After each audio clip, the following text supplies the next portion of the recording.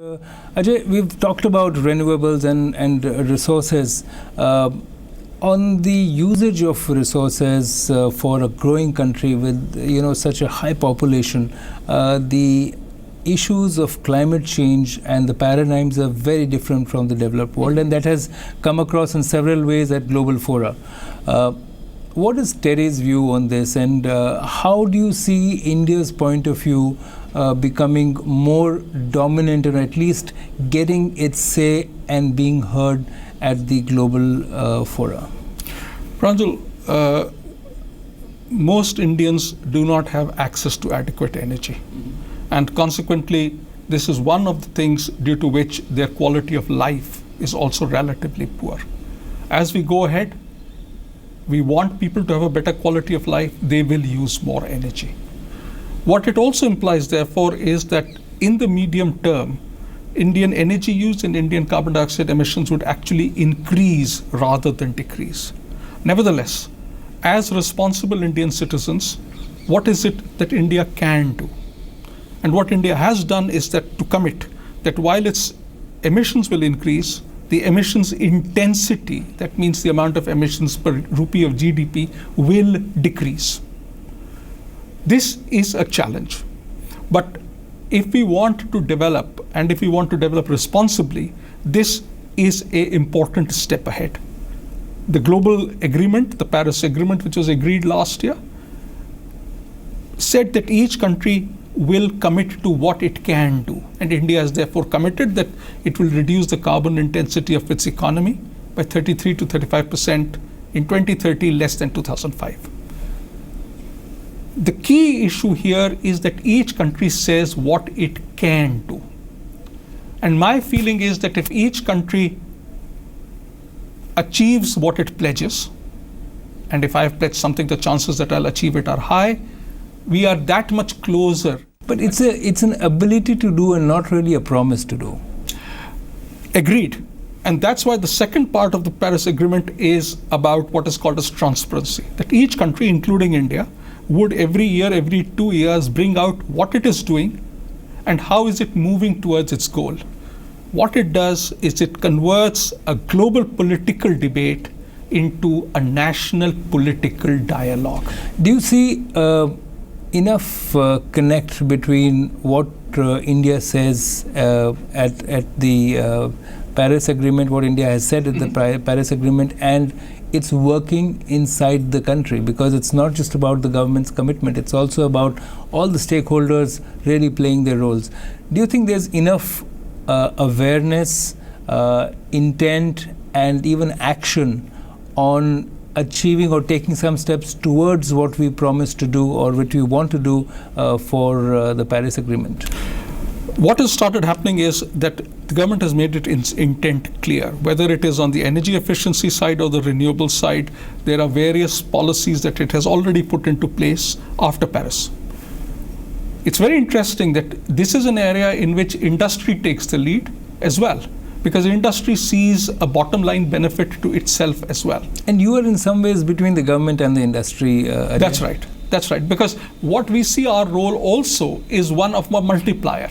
So if there are successful industries, there are successful models, how can you take it out to many, many more?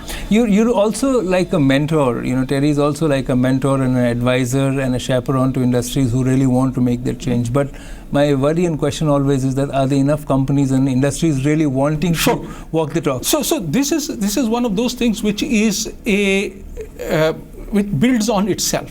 So you have some, you make sure that enough people know about it, people know of the benefits that these companies have obtained by going on this path, help support other companies, and therefore help a snowball roll. That's where TERI's greatest strength lies. Do you see an improved willingness, or at least in your experience, maybe anecdotal, of companies coming to you for suggestions, advice, solutions? Let me give you an example. TERI manages something known as the TERI Council for Business Sustainability. The number of companies who have joined has dramatically increased, and more importantly, the number of companies which want us to help them create internal systems so that they can achieve these goals is also increased dramatically. To me, that is a step in the right direction. It's an indication of interest, but is it an indication of action? Okay, this is something which obviously time tells, but again, as I said, this is a snowball. So you have seen a core of industry make these efforts and reap the benefits. And now you're seeing a larger number of people doing it. And hopefully that number will keep on increasing so that ultimately a very large fraction of the industry is doing and achieving these goals. How can this be measured? Because again, Yeah. to go back into history, Ajay, the whole process and the concept of making environment a business model, that you reduce effluents and it's going to improve your bottom line and reduce your costs.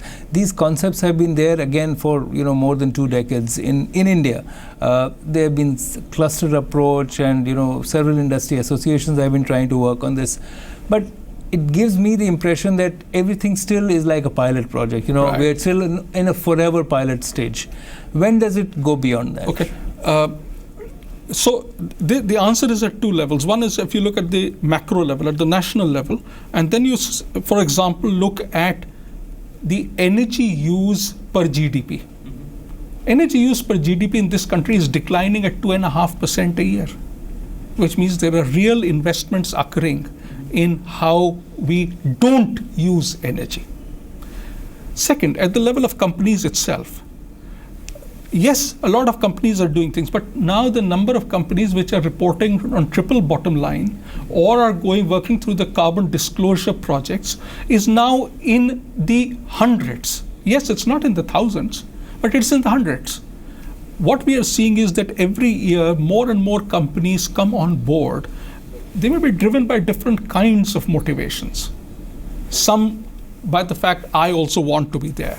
Some by the fact that they've seen it makes a difference on their bottom lines. Some by the fact that it is very important for them to ensure that they reach out to the stakeholders who are around them. So there may be different motivations. But what we are seeing is that this is something which more and more corporates are finding that is in their own enlightened self-interest. And you're positive that it will improve? I see this as a snowball that is growing. And you are the one pushing the snowball? I would like to believe that TERI is the one which is helping the snowball grow in size.